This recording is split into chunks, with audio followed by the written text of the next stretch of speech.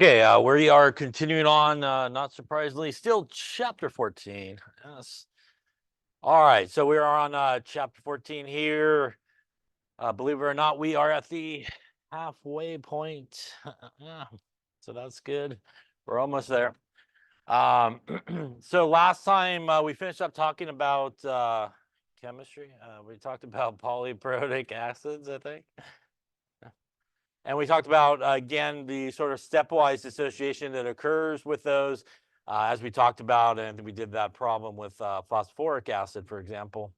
Again, each of those hydrogens will come off in a stepwise fashion, basically one at a time. So as we talked about when we talked about Bronsted-Lowry conjugate acid-base pairs, that's why we have just an H plus difference between these guys, and they are pairs, and that would be a Ka1. Obviously, the next step, as we saw, there will be this guy dropping another hydrogen off here. And that's going to be our Ka2. And lastly, in the case of this, one last hydrogen coming off. And as we saw with our calculation, we did have to sort of use all of these sort of stepwise dissociations. And really, it was because of the question that we were sort of asked, which was pretty much give us a concentration of everybody that's present, including all the way down to phosphate, which required us obviously to go to the third dissociation sort of step. Now, as we really did sort of see, hopefully, as we went through each of those steps, the majority of the hydrogen came off really in the first step. It was really the first step there. As we also saw when we looked at Ka1 versus Ka2 and Ka3 values, the Ka values got smaller as they went from Ka1 to Ka2 to Ka3. And because they got smaller, what that basically meant in comparison to the Ka1, the Ka2 pretty much is going to hang out on this side, Ka3 as well, going to kind of hang out over here. And what that means is very little hydrogens are going to come off in that second or third sort of step along the way. And what we saw was, again, the majority of the hydrogen came off there on the very first step. And that is usually the case when you're dealing with polyprotic acids.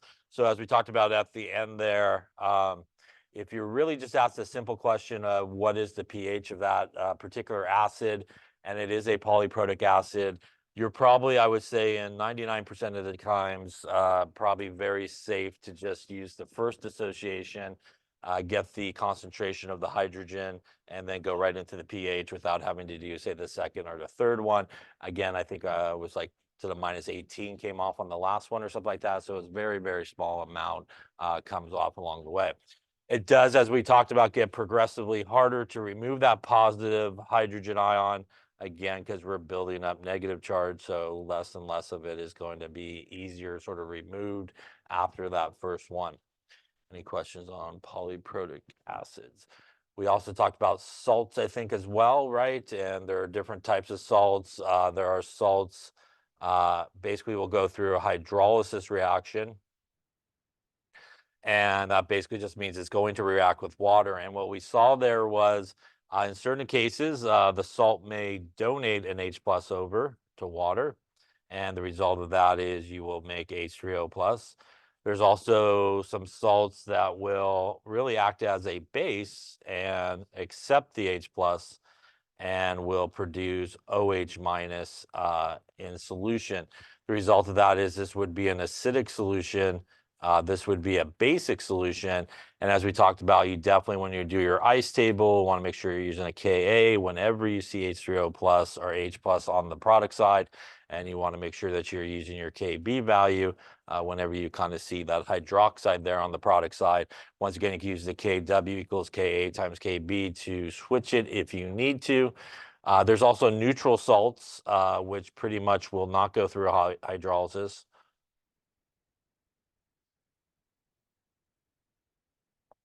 And again, it is really based on sort of where it comes from. So pretty much if that salt comes from a strong acid or a strong base, which is essentially group 1 or 2 on the periodic table, it's pretty much not going to go through hydrolysis. It's going to be neutral.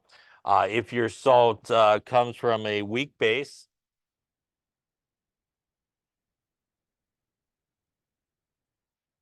then it will act as an acid and donate an H plus. And if your salt comes from a weak acid in this case, it will act as a base and accept it. So remember, thank you, only salts that basically come from anything that is weak will go through hydrolysis. We also talked about at the end of that as well, the idea that it's possible to end up with a salt that both parts of it can go through hydrolysis. And in those cases, what we would do is compare the Ka to the Kb value, and whichever one's larger would be sort of the assumption there. So for example, if the Ka value is larger, we would assume really it will become acidic, and we would do the calculation using the Ka value and sort of the acidic calculation. Any questions on any of that stuff there? All right, it is part 2 here of our journey. And I will say part 2 is the hardest part of the journey here for most people in this class.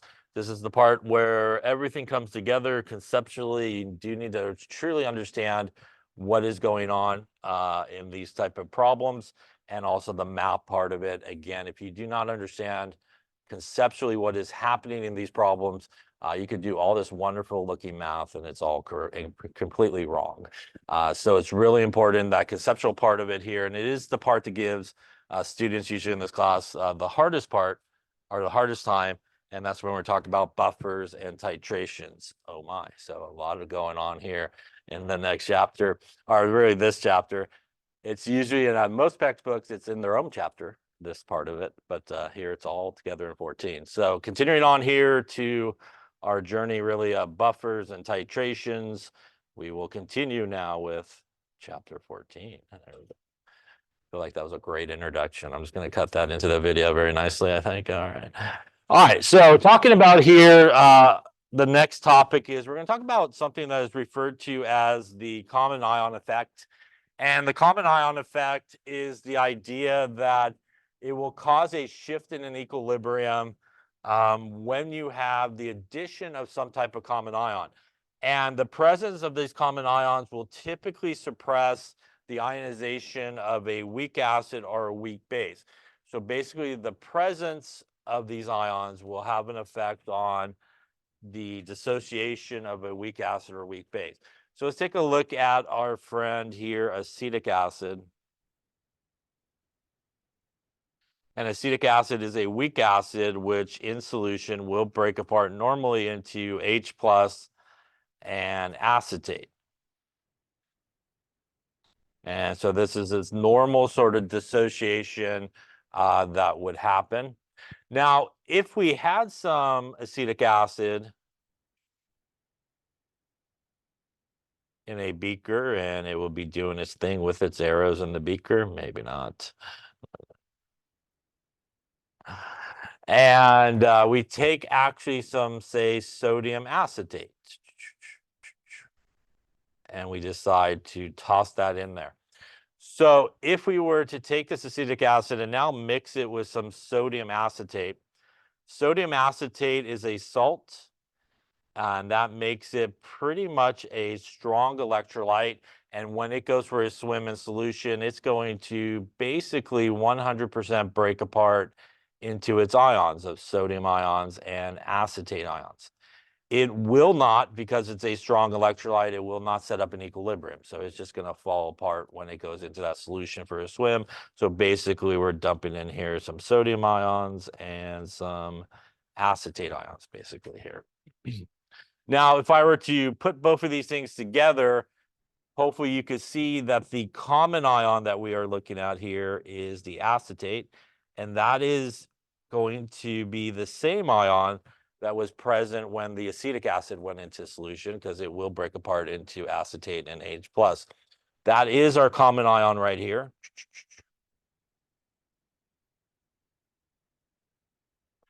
And our good friend Le Chatelier's principle says that if I add more acetate, the equilibrium should shift which way? Should shift away from it, and it should shift to the left in this particular case. And it should cause this shift in equilibrium. And that means essentially it's going to kind of force this acetic acid to stay together. Basically, it's going to shift it to the left there. It's going to force it to stay together. Any questions on that there? So let's talk about pH, which is kind of what we've been talking about. Obviously, pH is equal to minus the log of the H plus concentration. And when the H plus concentration increases, right, the pH goes which way? Goes down, right? Higher H plus, lower pH. So when we have this common ion situation here where we throw some sodium acetate in there with some acetic acid, we're going to cause the equilibrium to shift to the left. That means we're going to keep the acetic acid together. So in terms of the pH, what's going to happen, for example, to the H plus concentration in this case? Yeah, the H plus concentration is actually going to go down in this case because we're going to have less of that acid breaking apart. The result of that is we would actually see the pH go up in this case, right? Not necessarily up to like a basic pH or anything like that, but it would be higher of a pH than, say, what you would have if you had just the acid by itself. And so the presence of this common ion has that effect, obviously, on the pH of the solution. We would expect probably a little higher of a pH to start with, as it's going to kind of force that acid to stay together. We're going to have less of the H plus basically coming out. The same idea would happen with a weak base. If you had a common ion, it would basically keep the base together, and that would prevent the base from producing as much hydroxide, right? And that would actually cause the pH to go down a little bit, right? Because you'd have less hydroxide than you would in a normal sort of weak base situation. So you would see sort of the same sort of effect in a weak base, except obviously the pH would kind of go in the other direction because you're not breaking apart as much of the hydroxide. Any questions on that there? So always this presence of this common ion based on Le Chatelier's principle will cause that equilibrium once again there to shift to the left, keeping the acid, for example, here together, and obviously causing an effect overall on the pH of the solution. So let's take a look at some of this here and see. Why don't we start with A first? Why don't you just do A? And we want to calculate the pH of a solution that is 0.2 molar acetic acid. The pH there, the Ka of acetic acid, 1.8 times 10 to the minus 5. So just work on A here for a second and see what you come up with.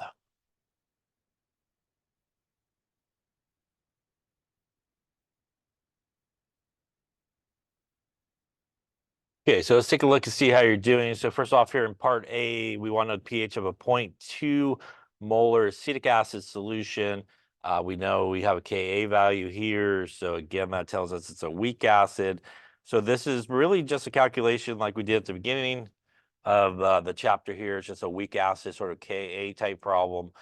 So let's do that. So for A here, 0.2 molar acetic acid with a Ka value of 1.8 times 10 to the minus 5.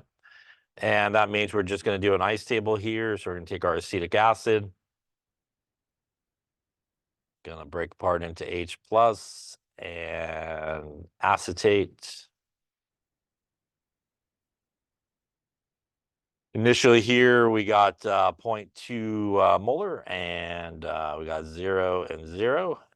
Change here going to be minus X plus X plus X. And at equilibrium here, 0.2 minus X, X, and X. Any questions on the table here? All right, so like normal here, we'll go into our Ka expression, which again is our products, right, divided by our reactants. Which is that guy in there. And that is going to equal our 1.8 times 10 to the minus 5. So that'll go as x squared divided by 0.2 minus x.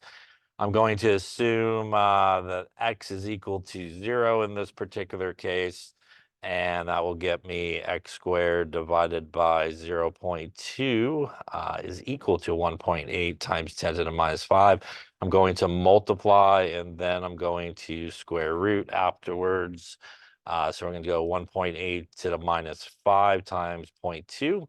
a little square root action, and that's going to give us an x of 0.001897.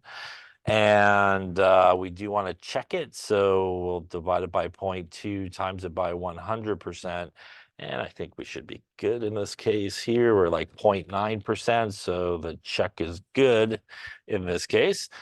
So obviously that X value is going to equal our H plus concentration, equals X 0.001. We'll do a little rounding like that. Going into our pH at this point, minus the log, going to get us a pH for this solution here of 2.72, which is acidic, which is good since that is obviously an acid, right? Any questions on that calculation? So that's pretty much identical to what we did earlier on in this chapter when we did a Ka type problem. All right, this is clearly not a common ion type problem, as it's just a weak acid dissociating. So let's take a look at B here together and see what happens perhaps when we do have a sort of common ion type situation here. So for part B, we're going to take our same acetic acid there, a 0.2 molar, but now we're going to add to it some sodium acetate at 0.3 molar. So let's see how that sort of affects things. So we still have our 0.2 molar acetic acid. We're going to also toss in there 0.3 molar sodium acetate. And obviously here our Ka value is still the same, 1.8 times 10 to the minus 5. All right, so out of these two things, it is only the acetic acid that will set up an equilibrium, as we talked about earlier there. Our sodium acetate, which is a salt, is a strong electrolyte, and it is not going to stay together when it goes in for the swim. It is going to break apart into sodium ions and acetate ions. And that's different than our acetic acid here, which, much like in the previous problem, will set up an equilibrium in that solution. And we'll set up our H plus and our acetate as well. Just like we talked about there in the example, we should hopefully be able to see here that is going to be a source of the common ion that's going to be in that normal dissociation of the acid. By adding the additional sodium acetate, we're now adding some more of the acetates that's going to actually end up in that solution. So we do have an initial concentration here of our acetic acid of 0.2 molar. This guy is 0. Now, what about over here? Do we have an initial concentration of acetate? We actually do, because we're dumping in some sodium acetate, which as soon as it goes in, will break apart, which means you have some acetate from the sodium acetate. This whole thing is 0.3 molar. It's a 1-to-1 relationship between these two guys, which means the concentration of the acetate will be the same. And we actually do have an initial concentration there of our acetate that is coming from the sodium acetate. Any questions on that? Now, the rest of the ice table here is pretty much the same. We're going to have minus X, plus X, and plus X. Equilibrium 0.2 minus X, X, and 0.3 plus X. Any questions on the ice table? Having this initial concentration here is really important, because if I do not have the initial concentration and I put a 0 there, what calculation am I doing again? The same one that we did in part A, basically, right? You're just doing a weak acid calculation. And I say that because it is super common error that people make when they do these things, is they're so used to putting zeros there on the right-hand side that they go on autopilot and they just zero it out. So again, if you don't have that initial concentration on the right-hand side, you're not doing a common ion problem, and you're probably doing this problem wrong because you're just doing a weak acid problem. And that's a super common error that people make all the time. The other common error people make all the time is this is actually plus. Yes, so not minus. So a lot of times up to this point, we always have like minus X a lot of times. So people again kind of go on autopilot and make that minus on that side when it should be plus as well. Yeah, it doesn't. So it's basically a neutral salt, so it won't have any effect on the pH. So it's just kind of floating around and stuff like that. Yeah. Other questions? All right, so now the rest of it is like normal that we got hopefully all those normal errors that people make out of the way, I hope. Our Ka will still be the same.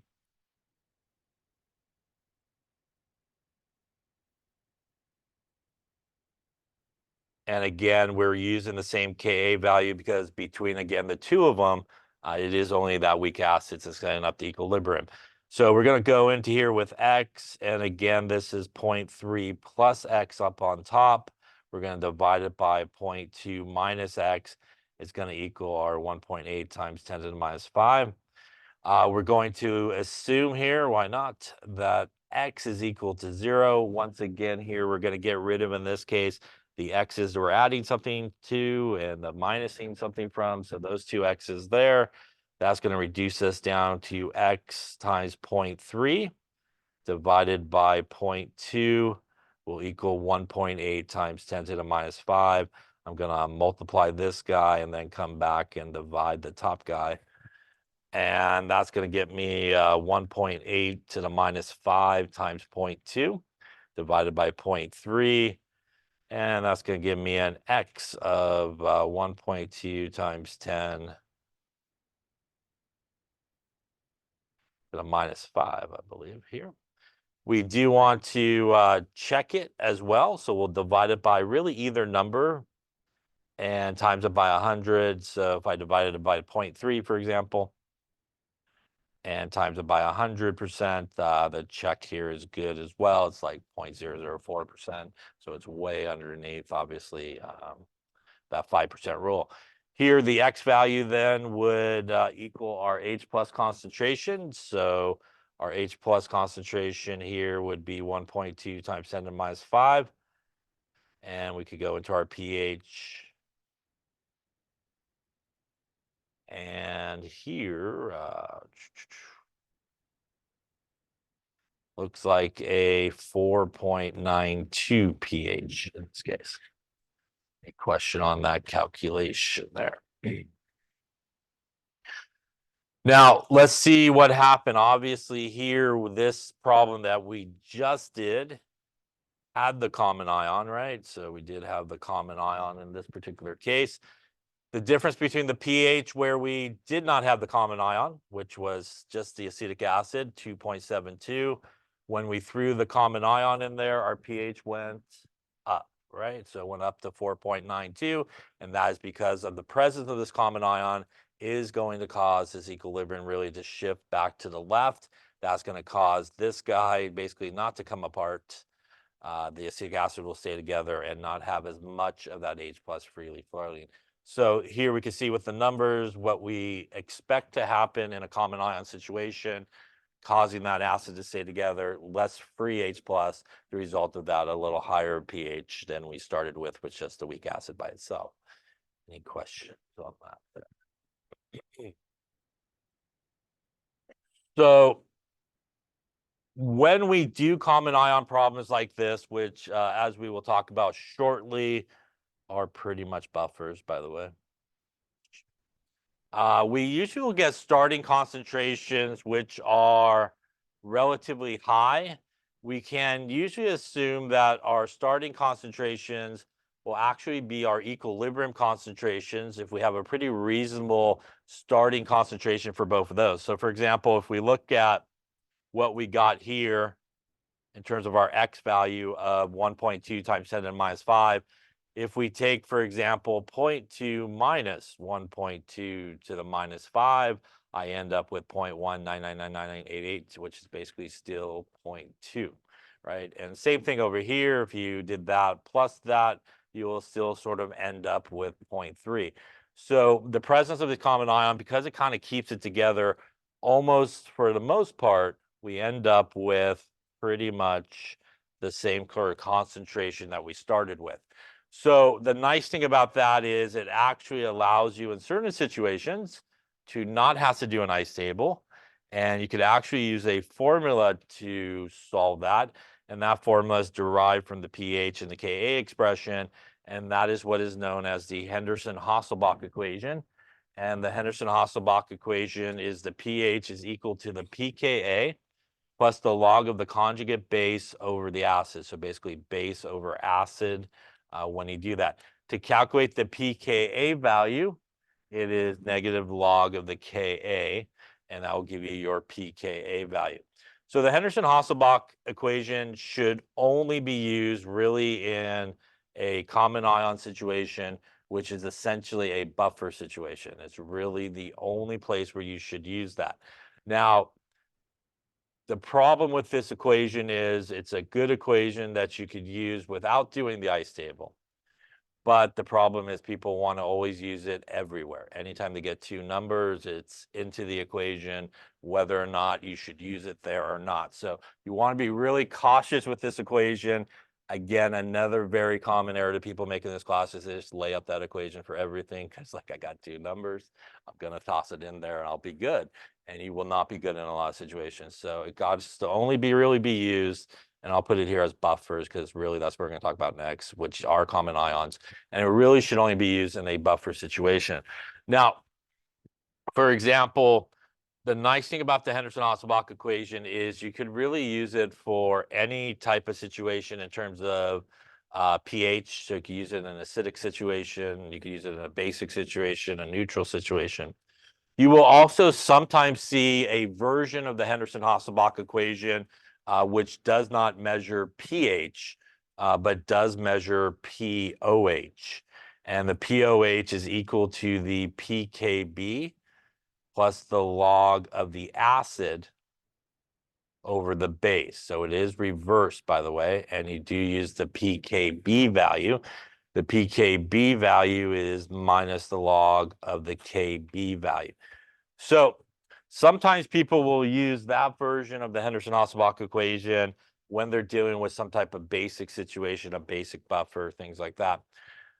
I personally don't see really the use of it because I would say probably 99.9% of the questions you're asked is, what's the pH of the solution? So you might as well just go into the Henderson-Hasselbalch equation that's in the box there and just get the answer that you probably need anyways. Obviously, if you use the pOH version at the end of it and you want the pH, you still need to subtract, right, 14 minus the pOH there to get to the pH. So again, just going into the Henderson-Hasselbalch, which is in the box, in a basic situation, acidic situation, doesn't really matter, will probably give you the answer that you're looking for because, again, you're usually looking for the pH in these type of questions anyway. So if you do see this, it is a correct equation. But it is different. It is giving you the pOH. You do need the pKb, and these guys are flipped than it is in the Henderson-Hasselbalch. So my personal advice is just roll with this equation always in every situation, and you probably have the answer that you need. But there is really a nice relationship as well. Speaking of pKa and pKb, if you take the pKa plus the pKb, that equals our friend 14 as well. Kind of like the pH and the pOH equals 14. So this is also a really nice little formula to remember because maybe you could only find the Kb value and you get the pKb and then you can subtract 14, you have the pKa, and now you could go into your Henderson-Hasselbalch pretty easily as well. So that's a good one to remember. So again, I would highly recommend just always kind of rolling with the Henderson-Hasselbalch equation, which is this one. But again, only rolling with it in the proper situation, which is really a common ion, and that is a buffer situation. Any questions on that? Yeah. No, so this is yeah, so you can definitely do that. So it's really, you can think of it more generically as the base component on top and the acid component on the bottom. So it could be like, conjugate acid and a weak base on top and stuff like that. Yeah. Other questions on that? So if we look at the one that we just had, which was 0.2 molar acetic acid, and we basically dumped in there 0.3 molar sodium acetate with our Ka value of 1.8 times 10 to the minus 5. If you could recognize once again that these two things are related to each other, and again, it's basically the acetate part, obviously, as we talked about, by 1H plus, right? You could go into, obviously, the Henderson-Hasselbalch equation. So we would go the pH is equal to the pKa plus the log of the base over the acid. Once again, this is our acid, right? And that is our conjugate base in this case, right? Our base part. So the pKa in this case will equal negative log of 1.8 times 10 to the minus 5. That is the classic 4.74 that you see all over the place when we talk about buffers. And now we could go into here, 4.74 plus the log. And once again, you want to make sure that you get the base part up on top, which is the 0.3 in this case, and the acid part on the bottom. Now, there's a lot of things to help you remember what these things are, which one's the acid, which one's the base. Clearly, if you have the Ka value for something, that's the acid, right? A lot of times the base in these situations will have some type of like spectator ion, like a sodium, a potassium, something like that. Or you could think about it that the acid typically has one more hydrogen than the other guy because it has to give it away, right? And that's why the base typically will have like a spectator ion, like a sodium, a potassium, so it can accept that H plus. And if we put that in there, let's see, we're going to go 0.3 divided by 0.2. We're going to do a little log of it. Going to add 4.74, and we're going to get a 4.92 without the aid of an ice table. Yes, so we get the same answer as we got in the previous ice table. So this does bring up an important idea, which is you do have options as to how you want to do these problems. If you see it's a common ion, which is again really a buffer type problem, you could definitely go right into the Henderson-Hasselbalch equation. You don't have to do the ice table.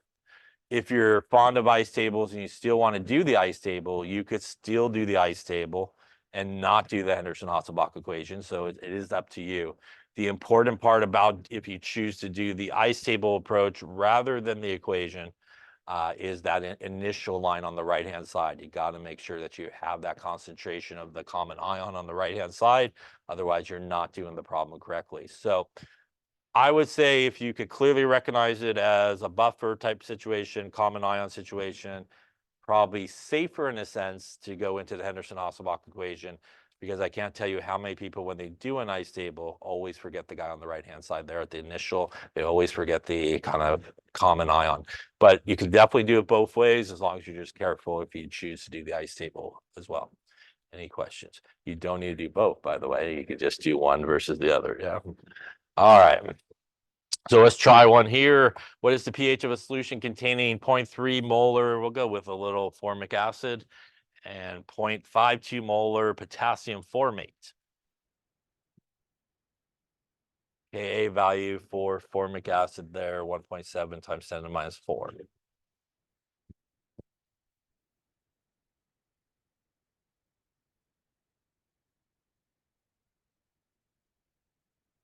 Okay, so let's take a look. We got a couple things here. We have a Ka value here that goes with this guy. And that is our acid, by the way. And it has one more hydrogen than this guy. And this guy's got a spectator ion of potassium, which means that's our kind of conjugate base that's happening here. So we do have this salt, which will break apart in solution. And it will break apart into formate and some potassium. 0.52 molar. It's a 1-to-1 relationship there. Out of these two things, it is only the weak acid here that's going to set up the equilibrium. So we'll have a little equilibrium type situation.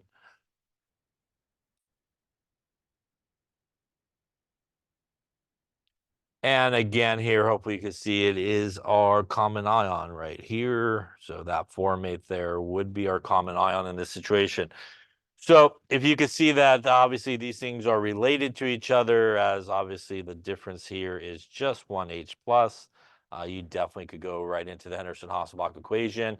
If you chose to do more the ice table approach, again, it would look something like this, 0.3, 0.52. Once again, that the very important part of it that you have that initially.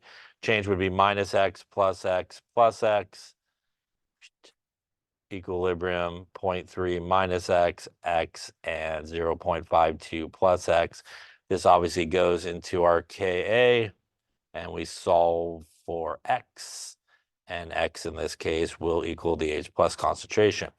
Now, again, you don't have to do any of that, and probably at this point, as soon as you recognize that they are related to each other, and it is a common ion situation, you could go right into our Henderson-Hasselbalch equation. So we probably want to also calculate our pKa, which would be negative log of the Ka value, negative log of 1.7 times 10 to the minus 4, going to give us there,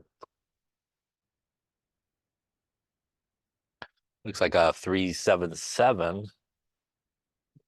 And that means that the pH here is going to be 3.77 plus, once again, making sure we get our base up there on top, which has a spectator ion usually, in a lot of cases, divided by our acid.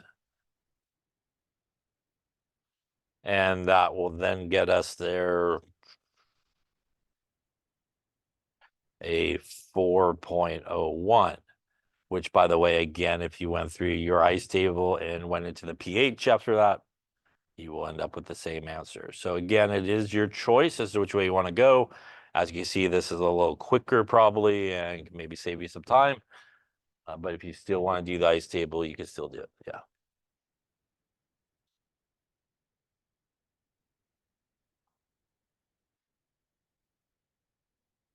The formula says acid over base. How come we keep doing base over acid? The formula is actually base over acid.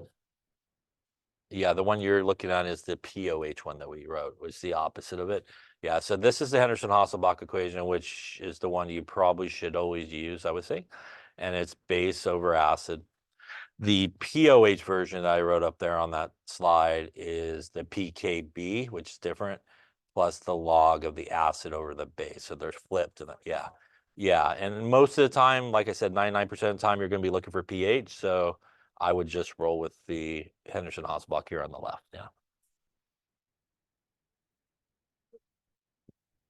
That's okay. Other questions?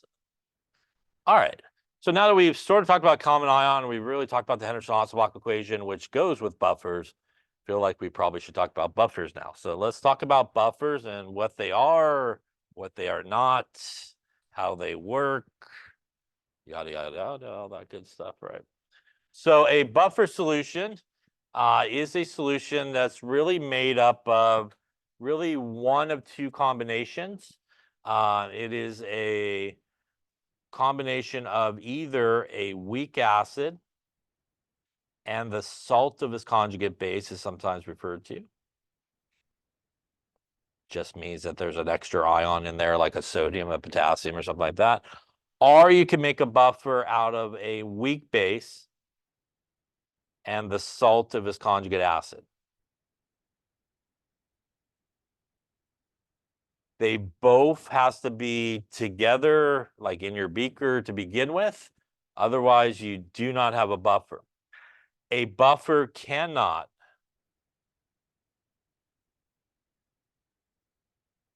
be made of a strong acid or a strong base. So a buffer itself, if you're like, hey, I just made a buffer, you cannot tell somebody I made it out of a strong acid or strong base, and that is what is present to be the buffer. Now, as we'll talk about a little bit later, it is possible to do a reaction with a strong acid or strong base to make a buffer, but the buffer itself can never be made out of a strong acid or strong base. Why is that? We're going to talk about why that is in just a second and why it has to be made out of a weak acid or weak base. But first, let's just talk about really sort of what a buffer is and what it's able to do. So the first misconception that people have about buffers is that a buffer is a neutral solution. So a buffer is not necessarily a neutral solution.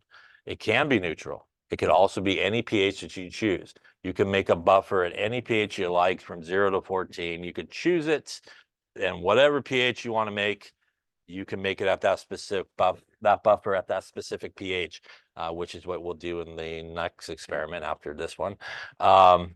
But what a buffer actually is whatever pH it starts at. Let's just say you made a buffer at a pH of 5.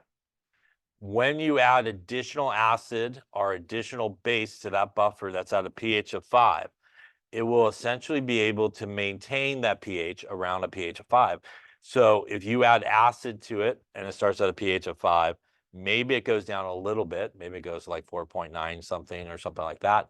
But it will not have a drastic drop in the pH. It will not go from like a pH of 5 all the way down like a pH of 1 when you add acid to it. So it won't have a really big jump in the pH. It's able to basically keep its pH around where it started. Same idea if you had a buffer that was at a pH of 5 and you added some base to it, it will go up a little bit if you have like a pH meter and you're following the pH. Maybe it goes up to like 5.1, 5.0 something, but it will not go from like a pH of 5 all the way up to like a pH of 13 if it is a properly made buffer and it's functioning correctly. So that is what a buffer is. Sometimes people get the idea that it has to be neutral, it has to be a pH of 7 and all that, and it doesn't. But you can make a buffer at 7, but you can also make a buffer at a pH of 13, a buffer at pH 11, 4, 3, 2, anywhere in between. You can basically make a buffer at any pH you're at. So a buffer is a solution that has the ability to resist really big changes in pH, even when you decide to add additional acid or base to it. Any questions on that? So how does it able to do that? It is actually able to do that because of what it is made out of. It is made out of either a weak acid and its conjugate base or a weak base and its conjugate acid. So for example, if we take something like, we'll do acetic acid, why not? Everybody does acetic acid, why not? And sodium acetate. First off, I know this can be a buffer because acetic acid is a weak acid and sodium acetate is conjugate base. And basically it's the salt of its conjugate base because it has the sodium attached. The sodium here is pretty much doing nothing. The functioning part of the buffer is actually the acetate part and the acetic acid part. So if you were to make this buffer and you put it into the solution, the reason this is going to work really well and function as a buffer is because when you put the acetic acid into the solution, before you, for example, even dump in your sodium acetate with it, when you put the acetic acid in the solution, it's a weak acid, which means it's going to set up its equilibrium in that solution. And what you're going to do when you add a little sodium acetate to it is it's going to add in some sodium ion and acetate ion, which means you're essentially going to be adding more of this guy by adding some of that sodium acetate. You're going to actually kind of beef up the acetate part of your little solution in your buffer by adding some more sodium acetate. But ultimately, what we have in the solution by using a weak acid in its conjugate base is, for the buffer here, we have essentially an acid part of the buffer, which is the acetic acid part. And we also have a base part of the buffer, which is the acetate part. And we were able to keep both of those things in the solution at the same time without just one versus the other. They're both floating around, which is essential to how a buffer is able to basically work. Now, for example, let's just say you said, I want to make a buffer out of HCl and sodium chloride. Now, when you make this out of HCl and sodium chloride, HCl is a strong acid. And this is its conjugate base here, right? The Cl minus part of it. Cl minus really part of it. So you're, well, they are related to each other. Perhaps we can make a buffer out of this. So when I put that HCl, though, into my solution, it is never going to stay together, right? Because it's a strong acid. It's going to completely break apart into H plus and Cl minus. So at this point, that's pretty much all you're going to get from the HCl that you put in there is just some Cl minuses floating around. and some H plus. Now you dump your sodium chloride in here, which is a source of sodium ions and chloride. You essentially just improved your amount of chloride in this case, right? You also have sodium, which is not doing much, it's just hanging out. Now, when we look at it, we actually only have, in this case, the base part of the buffer, right? We have no acid part of the buffer like we do on the other side. This is never going to work really well. It's not going to be able to function as a buffer because it only has one part that you need. And you always need, when you make a proper buffer, both an acid part of the buffer and a base part of the buffer to be present in order for it to function correctly. Any questions on that? So that's why, again, although they are related to each other, strong acid and its conjugate base, it cannot be a buffer because you frankly will only get half of what you need for a buffer to work correctly. Any questions on that so far? All right, so I think the best way to think about how a buffer works is to actually see what will happen. For example, if we add, say, a acid or base to a non-buffer situation. So let's talk about what happens when we take a non-buffer, like our friend water, which is not a buffer, and let's add some hydrochloric acid to water. When we add hydrochloric acid to water, as we just talked about, it is a strong acid, which means when it goes into our little beaker here of water, it is going to completely break apart into H plus and Cl minus, right? So we're going to get 100% of it to break apart into H plus and Cl minus, which essentially means what you just did to this thing of water is you added a bunch of H pluses and Cl minuses, right? And in terms of the pH, that's kind of problematic because what did I just do with my H plus concentration? It just went, concentration of H plus just went up a lot, yeah? We just added a bunch of free H plus to that solution. So because we now just basically influxed a bunch of H plus in there, my H plus concentration is going to go up, right? And my pH then should go way down. You're going to see a really big jump in pH. So for example, let's say you had actually neutral water, probably won't, but let's say you had a nice neutral water at 7 and you add some HCl to it, you would see a jump in pH from like 7, maybe down to a pH of 2 or 1. A really big jump in the pH because basically all you did is just dump a bunch of H plus in there, free H plus into that solution. And that's why water here is not a buffer because that's a pretty big jump in pH that you will see. And it can't handle all that H plus is coming in from the strong acid. Any questions on that? Now, what would happen if we took a strong base here, like sodium hydroxide, and also added it here to our water beaker? Sodium hydroxide is also a strong base, which means when that goes for a little swim, it will break apart into sodium ion and hydroxide ion here. And once again, we would have 100% of these guys in there. So I take my sodium hydroxide, I drop it in. I'm going to get a bunch of sodium ions. Going to get a bunch of hydroxide ions. And in terms of pH, this is kind of important. The concentration of hydroxide would go up or down. It would definitely go up, right? Because we just dumped in a bunch of free hydroxide. Now, hydroxide concentration and H plus concentration, they are tied to each other, which means if my OH minus concentration goes up, what happens to my H plus concentration? It goes down, right? The result of this is we have a lot more OH minus in the solution than we do H plus, and we should expect to see the pH go up. So again, in this case, because we're influxing a bunch of free floating OH minus into the solution,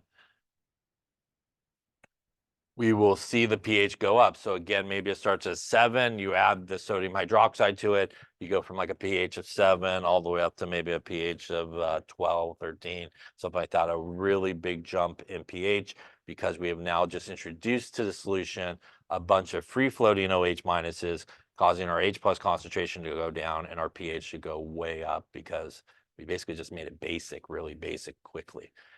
Any questions on water, which is clearly not a buffer because that is what you will see happen?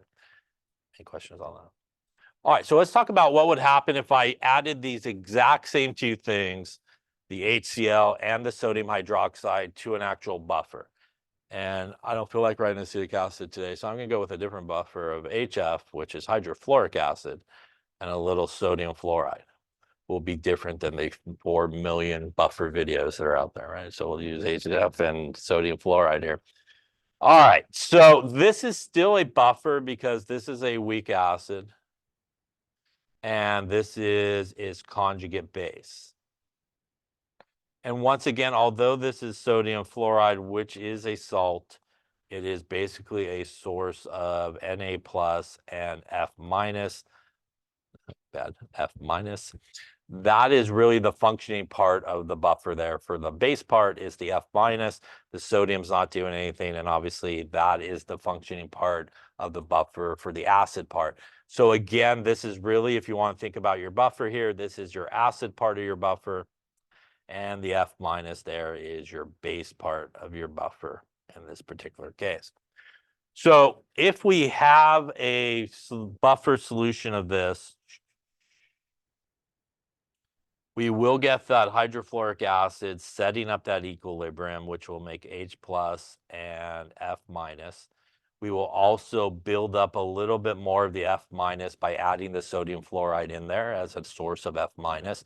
So we will be starting with a pretty good supply of HF in the solution and F minus in the solution, which is again essentially our acid part of the buffer. And this is our base part of the buffer. And again, we haven't added anything additional to it other than we just made the buffer at this point. Now we are ready to actually add our hydrochloric acid to it. So if we take our hydrochloric acid, which is obviously a strong acid, and I add it to this buffer, which is basically gonna go, which is basically again a source of H plus and Cl minus in this case.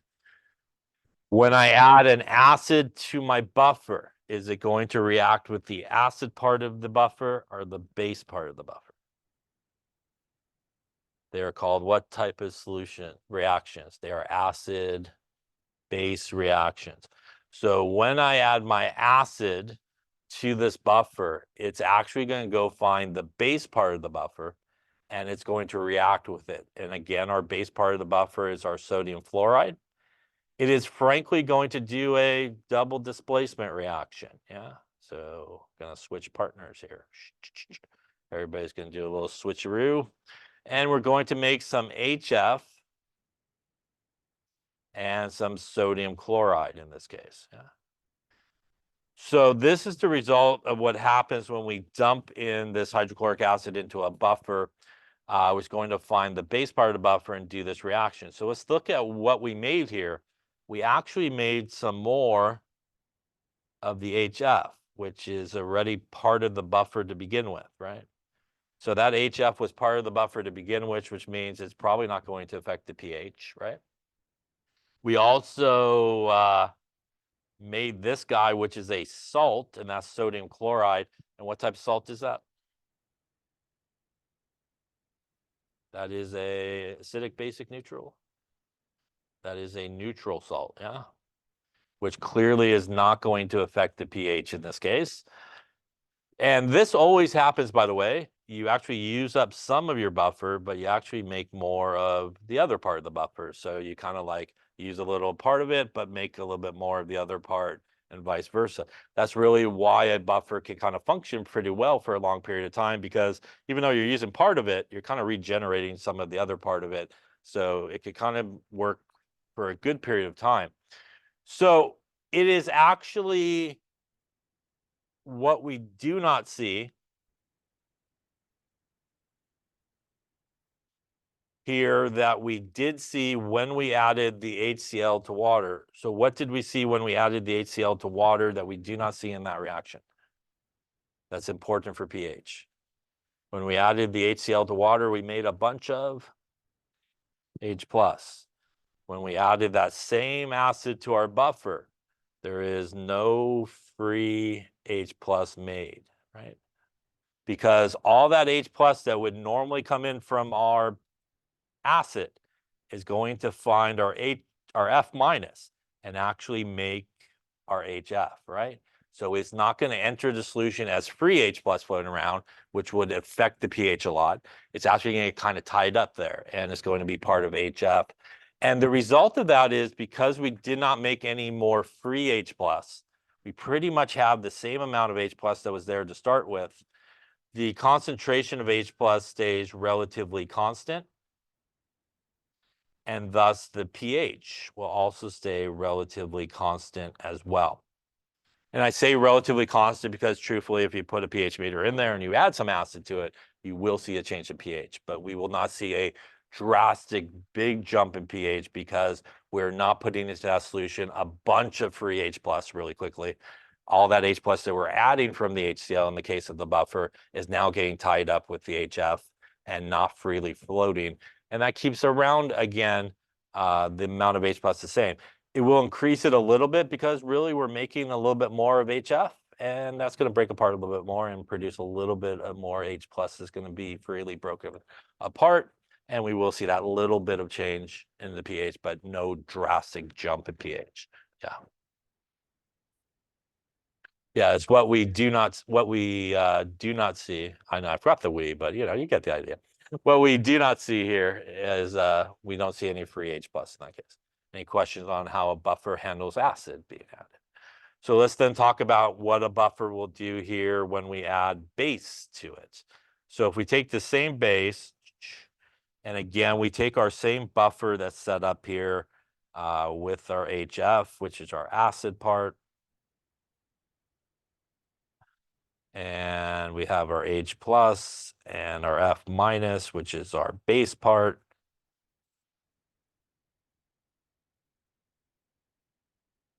And again, this is our buffer to begin with. And now let's say we want to add some sodium hydroxide to this buffer. When I add the sodium hydroxide to my buffer, will it react with the acid part or the base part? Sodium hydroxide is a base, which means it's going to go find the acid. So it's going to react with the HF. And frankly, here we're going to get a acid-base reaction, which is also a double displacement reaction. We're going to get these guys flopping. And we will produce some sodium fluoride. And we'll produce some water in this case. And when we take our sodium hydroxide here, again, it's going to be a sodium ion and a hydroxide ion. What's going to happen is we're going to make more of our NAF, which again is part of the buffer to begin with. So that is what we were talking about. Always happens. You kind of use a little bit of the buffer, but make the other part of the buffer up. We also made water, which is neutral, right? So that shouldn't affect the pH. Once again, why we do not see a big jump in pH is what we do not see here. That we again did see when we added the base to water. When we added the base to water, we made a bunch of hydroxide, right? And that influx of hydroxide created the big change in pH that we see. Here we have no free hydroxide made. So we do not see any free hydroxide here. And that is because when the OH minus comes in, it will actually react and take the H off of there and make more of the F minus, and that will also just make water, right? So again, we have no free OH minus entering the solution. And because the concentration of OH minus stays relatively constant, and as we talked about, the H plus concentration then should stay relatively constant, the pH will also stay relatively constant as well. So ultimately, the way a buffer works and why it's essential that it is made up of a weak acid and conjugate base or weak base and conjugate acid, because a buffer is able to keep both their acid part and base part in the solution at the same time. When you add additional acid to your buffer, the base part of the buffer takes care of it and handles it and prevents any free H plus from being formed. When you add base to your buffer, the acid part of your buffer will take care of it and prevent any free OH minus. So ultimately, a buffer works by preventing the formation of any free H plus or any free OH minus in that solution. And what that essentially will do is keep the amount of H plus that was there at the beginning pretty much constant, and that's why your pH remains relatively constant. Again, as we talked about, it will go up and down a little bit, but it will not kind of have really big jumps in pH. Any questions on that? Yeah. Matter of how much of conjugate acid, conjugate base, or acid start off? Yeah, so it's a good question. Let's talk about that to finish up here on. When you make a buffer, for example, how do I know what would be a good buffer to make, or what would be a good thing to make a buffer out of? Well, a lot of times when you make a buffer, for example, you might want an equal amount of the acid part, I'll represent by HA, and the base part, which I'll represent as A minus. And let's just say for our Henderson-Hasselbalch equation here, right, which is what is specifically used for a buffer, I have equal amounts of the base part and the acid part, right? That essentially means that this would be the log of 1, right? And the log of 1 is equal to 0, yeah? Which means when you're choosing what you should make your buffer out of, you typically would want to look for either a weak acid or a weak base that has a pKa value, usually plus or minus 1 of your desired pH. So if I was wanting to make a buffer with a pH of 9, acetic acid would be a terrible choice because its pKa value is 4.74. That's a pretty big jump between those two. Something better would be something like ammonia, where it has a pKa, or ammonium, which has a pKa value of 9.25. That is a much better choice to make my buffer out of. So that's how you could choose, you know, what would be a good weak acid or weak base to make your buffer out of. You want to find something that's usually plus or minus 1 to your desired pH. The closer, the better usually. So the closer you can find something that has a pKa value near the pH that you're looking for is really the best way to choose it. Now, if we do have this buffer, right, and you add acid to it, as we talked about, what it will do is it will use up some of the base part of the buffer, but it will make some of the acid part. So dramatic drawing here, we will increase our acid part, and we'll use up some of our base part here of the buffer. And if we added base like we did, additional base, it will react with the acid part, and we will make more of the base part, dramatic drawing here. And we'll use up some of the acid part of the buffer. All right. So to your question is, it's really important to make a buffer of the correct molarity to handle whatever acid and base that you would put in there. Let's just say, for example, you didn't follow instructions, which nobody would do in here, I'm sure. And what would happen if I just kept adding acid? I just, just kept adding it. I got a whole bottle, I got a Costco size bottle, and I'm just going to add it and keep adding it. Every time I add acid, what happens to my buffer here? The base part starts to get smaller, right? And smaller and smaller. The acid part goes up. Eventually, at some point, if you keep adding acid, right, you will have no more base part left of your buffer, which means it will no longer be a buffer at that point. And when you continue to add acid, you're just going to continue to add H plus in there. And at that point, you will see a really big jump in pH, right? This is what is sometimes referred to as buffer capacity. It only has a certain capacity to work in a specific situation. Now, that could also happen if you didn't read labels and say you were supposed to add 0.1 molar hydrochloric acid and you grabbed the one that said 18 molar. Probably doesn't make a big difference, I suppose. You will blow right through your buffer because your buffer wasn't made to handle 18 molar acid coming in. There's just too much H plus coming in at that point. So there is a limit to how well a buffer can work. And that's sort of things you want to think about when you make a buffer is like, what is kind of the concentrations of like the acid or base I might be adding? What's the concentration of the buffer I need so it can handle you know, the influx of H plus or OH minus that you would add in that particular case.